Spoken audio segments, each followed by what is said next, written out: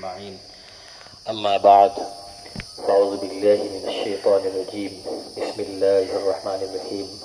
وهو الذي يريكم البرق خوفا وطمعا وينشئ السحاب الثقال ويسبح الرعد بحمده والملائكة من خيفته. صدق الله العظيم وصدق رسوله النبي الأمين الكريم، ونحن على ذلك لمن الشاهدين والشاكرين والحمد لله رب العالمین. بزرگان محترم، اللہ تعالیٰ نے قرآن مقدس میں ارشاد فرمایا ہے کہ اللہ وہ ہے وَهُوَ الَّذِي يُرْسِلُ الرِّيَاحَ بُشْرًا بَيْنَ يَدَيْ رَحْمَتِهِ، جو اللہ اپنی رحمت سے پہلے ہواؤں کو خوشخبری کے طور پر بھیجتا ہے.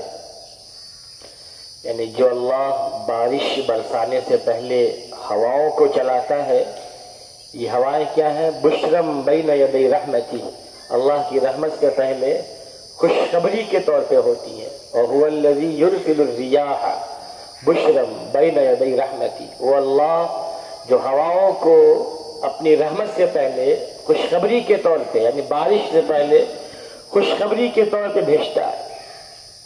حَتَّى إِذَا أَقَلَّتْ سَحَابًا ثِقَالًا سُقْنَاهُ لِبَلَدٍ مَيِّتٍ، فرمایا کہ یہاں تک کہ جب ہوا ان بھاری بادلوں کے بوجھ کو اٹھا لیتی ہے، یعنی بادل جب پانی سے لبریز ہوتا ہے تو ہوا اسے اپنے اس میں اٹھا لیتی ہے. حَتَّى إِذَا أَقَلَّتْ سَحَابًا ثِقَالًا، ہوا بھاری بادلوں کے بوجھ کو، یعنی پانی سے بھرے بادلوں کو اٹھا لیتی ہے.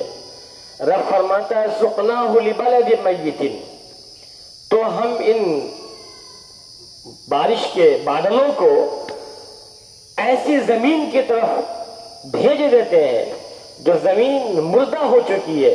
سُقْنَاهُ لِبَلَدٍ مَيِّتٍ، ایسا علاقہ جو خشک پڑا ہوا ہے، سوکھا پڑا ہوا ہے، بارش نہیں ہوئی، جو سوکھا پڑا ہوا ہے. اللہ تعالیٰ فرماتا ہے سُقْنَاهُ لِبَلَدٍ مَيِّتٍ، تو ہم ان بادلوں کو، ان بارش کو وہاں بھیج دیتے ہیں. فَأَنزَلْنَا بِهِ الْمَاءَ، پھر ہم وہاں بارش نازل فرماتے ہیں، بارش برساتے ہیں. فَأَخْرَجْنَا بِهِ مِنْ كُلِّ الثَّمَرَاتِ، پھر ہم وہاں پہ طرح طرح کے پھر پھل اور غلے نکالتے ہیں. فرمایا كَذَلِكَ نُخْرِجُ الْمَوْتَى لَعَلَّكُمْ تَذَكَّرُونَ، اسی طرح ہم مردوں کو بھی زندہ کریں گے تاکہ تمہیں نصیحت حاصل ہو. اب دیکھیں نا، زمین سوکھی ہوتی ہے، بالکل مردہ پڑی ہوتی ہے، لیکن جب بارش ہوتی ہے تو زمین لہلہانے لگتی ہے، اس کی کھیتیاں، گھاس اور سب جو شادابی ہوتی ہے، کیا بہترین منظر ہوتا ہے. تو اللہ تعالیٰ کی یہ قدرت ہے. پھر بعض علاقے سوکھے ہوتے ہیں، بعض علاقوں میں بارش خوب ہوتی ہے، کہیں بہت زیادہ ہی بارش ہو جاتی ہے. تو اللہ کی طرف سے یہ فیصلہ ہے. کبھی کبھی انسانوں کے اعمال کی وجہ سے انسانوں کے اعمال ایسے ہوتے ہیں تو بارش بھی ان کو ضرورت سے زیادہ مل جاتی ہے تو سیلاب بھی آ جاتا ہے. انسان جب ظلم زیادہ کرتا ہے، ناانصافی زیادہ کرتا ہے، چوری ڈکیتی کرتا ہے، دھوکہ دیتا ہے، دوسروں کو ذلیل کرنا چاہتا ہے، دوسروں کی عزتیں لوٹنا چاہتا ہے، ناانصافی کو بڑھاوا دیا جاتا ہے، ظلم و انیاء کیا جاتا ہے، تو اللہ تعالیٰ اس طرح سے اپنے عذاب کو ہی بھیجتے ہیں. فرعون پہ بھی عذاب کئی طرح کا آیا تھا. فَأَرْسَلْنَا عَلَيْهِمُ الطُّوفَانَ وَالْجَرَادَ وَالْقُمَّلَ وَالضَّفَادِعَ وَالدَّمَ آيَاتٍ مُفَصَّلَاتٍ، کہ ہم نے فرعون پہ طوفان کو بھیجا تھا. فَأَرْسَلْنَا عَلَيْهِمُ الطُّوفَانَ، پہلے طوفان آیا کہ فرعون سنبھل جائے، اس کے لوگ سنبھل جائیں، لیکن نہیں مانا. حضرت موسیٰ سے کہا کہ آپ دعا کر دیجئے، یہ ختم ہو جائے گا تو ہم ایمان لائیں گے آپ پر. نہیں مانا.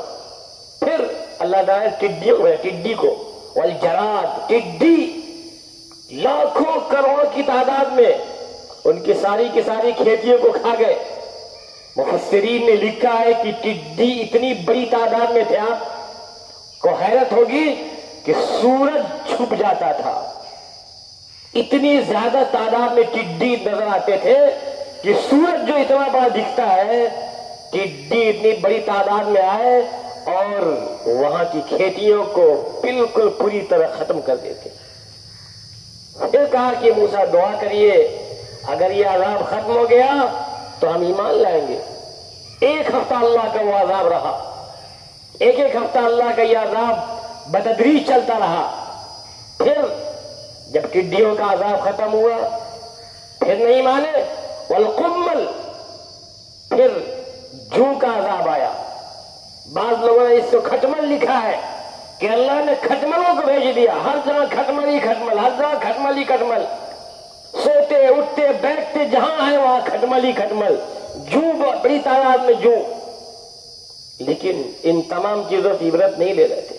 والضفادع، پھر اللہ نے میڈک کو بھیجا، میڈک بھی لا تعداد، اچھل رہے کود رہے، کھانے کی پلیٹ لے کے بیٹھے ہوئے اور دھڑام سے میڈک کود گیا کھانے کے اندر، بیٹھے اچھل رہا، سر پہ کود رہا میڈک، گھروں کے اندر کمروں کے اندر ہر جگہ میڈک ہی میڈک کود رہے۔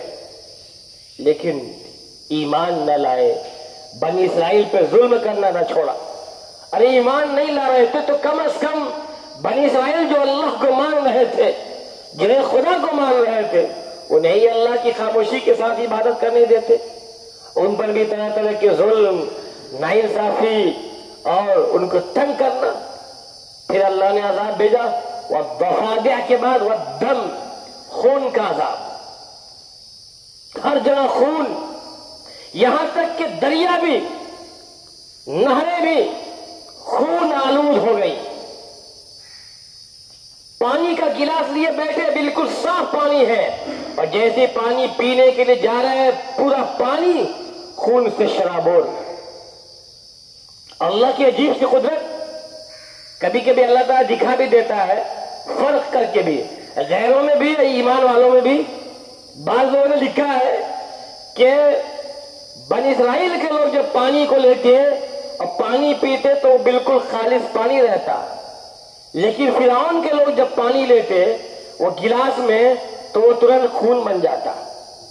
فرعون نے لوگوں کو بلایا، بنی اسرائیل کے لوگوں کو بلایا اور اپنے لوگوں کو، اور اپنے آدمی سے کہا یہ پانی لو، اس نے پانی لیا ترنت خون بن گیا۔ بنی اسرائیل کے آدمی سے کہا تم پانی لو، اس نے لیا تو پانی کا پانی رہا۔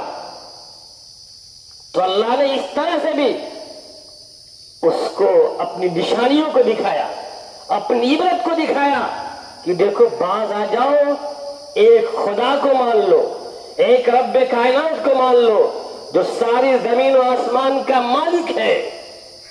جب ایک مکھی انسان پیدا نہیں کر سکتا، ایک چھوٹی سی چیز، ایک مچھر تک سے انسان نہیں بنا سکتا، تو وہ خدا کو چیلنج کیسے کر سکتا ہے؟ ایک قطرہ پانی کوئی برسا نہیں سکتا۔ سائنس والے لاکھ ترقی کر لے اور طرح طرح کی ٹیکنالوجی لے کے آئے، وہ کہیں گے ہاں ہم نے ایسی ٹیکنالوجی لے کے آئے کہ ہم فلاں علاقے میں پانی برسا دیں گے۔ بھائی پانی لے کے آؤ گے کہاں سے تم؟ خدا کا ہی پانی تم لے کے آؤ، کہاں سے پانی لے کے تم آؤ گے؟ اور کہاں برساؤ گے تم؟ تھوڑے بہت تمہارے اندر طاقت ہو، تھوڑا بڑا کہیں چند تھوڑی بڑی جگہ پہ کہیں برس گئے تمہارے، اس سے وہ بھی خدا کے پانی لیے ہوئے۔ خدا تعالیٰ وہ ہے جو پوری دنیا میں جہاں چاہتا ہے پانی برسا دیتا ہے، اور چاہے تو ایک ساتھ برسا دے، چاہے تو پورے ہندوستان میں ایک ساتھ برسا دے، پوری دنیا میں ایک ساتھ برسا دے، اور چاہے تو پوری دنیا میں ایک ساتھ خشک اور سوکھا پڑ جائے۔ انسان کی کوئی طاقت روک سکتی اس کو؟ نہیں روک سکتی، دنیا کی کوئی طاقت روک نہیں سکتی ہے۔ اسی طرح اللہ تعالیٰ نے قرآن مقدس میں ارشاد فرمایا وَهُوَ الَّذِي يُرِيكُمُ الْبَرْقَ خَوْفًا وَطَمَعًا، اللہ وہ ہے جب بجلیوں کو بھیجتا ہے، جب بجلی کی کڑکتی ہے، وہ انسان کو بجلی کو دیکھ کے ڈر بھی پیدا ہوتا ہے، وَطَمَعًا، امید بھی ہوتی ہے کہ بارش برسنے والی ہے، پانی برسنے والا ہے۔ قرآن فرماتا ہے وَيُنشِئُ السَّحَابَ الثِّقَالَ، اللہ تعالیٰ پانی سے بھرے بادلوں کو بلند کرتا ہے۔ وَيُسَبِّحُ الرَّعْدُ بِحَمْدِهِ وَالْمَلَائِكَةُ مِنْ خِیفَتِهِ، جو یہ بجلی جو کڑکتی ہے نا، اس کے بارے میں قرآن کیا کہتا ہے؟ قرآن سے پوچھیے۔ سورہ رعد کے معنی ہوتا ہے بجلی کی کڑک، بجلی کی کڑک۔ تو فرمایا کہ یسبح الرعد بحمدہ، جو بجلی جو کڑکتی ہے نا، یہ اللہ کی تسبیح بیان کرتی ہے، اللہ کی تعریف بیان کرتی ہے۔ یسبح الرعد بحمدہ، بجلی کی کڑک اللہ کی تسبیح، اس کی تعریف کے ساتھ اس کی تسبیح بیان کرتی ہے، اور فرشتے بھی ایسا ہی کرتے ہیں اللہ کے خوف سے۔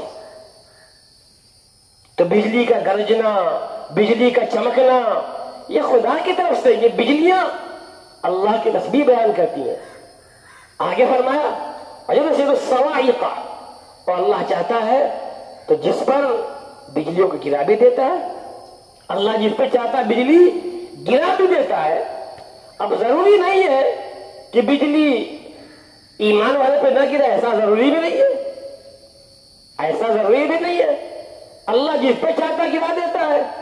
ہاں، انسان کو چاہیے کہ جب بجلی گرے تو اللہ کی تسبیح بیان کرے، جب بجلی چمکے تو اللہ کی پاکی بیان کرے، اللہ سے استغفار کرے، اللہ سے اپنے گناہوں کی معافی مانگے۔ حضرت کعب نے ارشاد فرمایا کہ جو بجلی کے کڑکنے کے وقت یہ دعا 3 بار پڑھ لے، من یسبح الرعد سبحان من یسبح الرعد بحمدہ والملائکۃ من خیفتہ، سبحان من یسبح الرعد بحمدہ والملائکۃ من خیفتہ، جو 3 بار اس دعا کو پڑھ لے گا انشاءاللہ وہ بجلی سے محفوظ رہے گا۔ تو ہمیں چاہیے، ہم ایمان والے، ہم اللہ پہ یقین کرتے ہیں، اللہ بھروسہ کرتے ہیں، ہمیں چاہیے کہ ہم اللہ پہ بھروسہ کریں، اس کی تسبیح بیان کریں، ہاں حفاظت بھی کریں۔ ایسا نہیں کہ بجلی کڑک رہی ہم کھلے میدان میں کھڑے ہیں کہ نہیں ہمیں تو کچھ نہیں ہوگا انشاءاللہ ہم کھڑے ہوئے ہیں، نہیں، ایسا نہیں ہے، احتیاط بھی کرنا ضروری ہے۔ ایک صاحب بجلی کڑک رہی تھی اور درخت کے نیچے آ کے کھڑے ہو گئے، زوردار بارش ہو رہی تھی، ایک آدمی وہاں سے گزرا، کہا بھائی یہاں سے ہٹ جاؤ، بجلی بہت تیز کڑک رہی ہے، ایسا نہ کہ بجلی تمہارے پر گر جائے تم مر جاؤ۔ اس نے کہا نہیں، مجھے خدا بھروسہ ہے بجلی میرے اوپر نہیں گرے گی۔ پھر اس کے بعد دوسرا ایک آدمی آیا، اس نے بھی اس سے کوئی بات کہی، اس نے کہا نہیں تم جاؤ، مجھے اللہ بھروسہ ہے۔ پھر تیسرا آدمی آیا، وہ بھی گزرا تو اس نے یہ بات کہی کہ بھائی ہٹ جاؤ، بجلی بہت تیز چمک رہی ہے، ہٹ جاؤ یہاں سے، کسی اور جگہ چلے جاؤ جہاں پہ کوئی سایہ وغیرہ، وہاں چلے جاؤ جہاں کوئی چھت وغیرہ ہو، بجلی بڑی تیز چمک رہی ہے، ایسا نہ ہو کہ بجلی تمہارے پر گر جائے۔ اس نے کہا نہیں، مجھے اللہ سے پورا بھروسہ ہے۔ لیکن جیسے ہی وہ آدمی ہٹا وہاں سے جو کہنے گیا تھا، ترنت بجلی گری اس آدمی کے اوپر جو درخت کے نیچے تھا، وہ مر گیا۔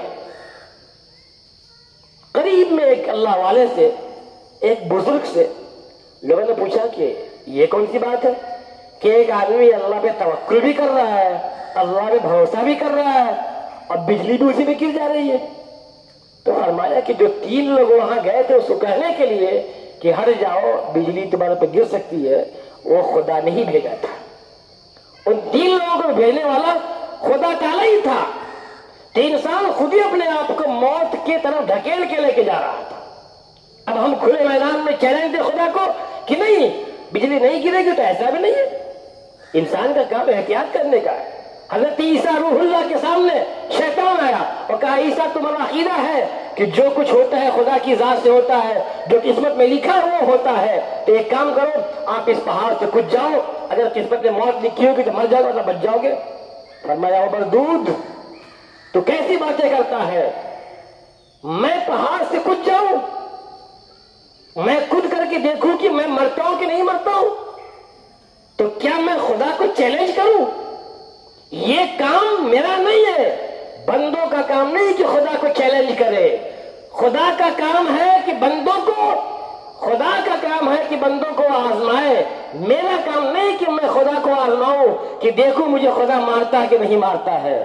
اس لیے احتیاط کرنا چاہیے، انسان کو اپنے آپ کو بچانا چاہیے۔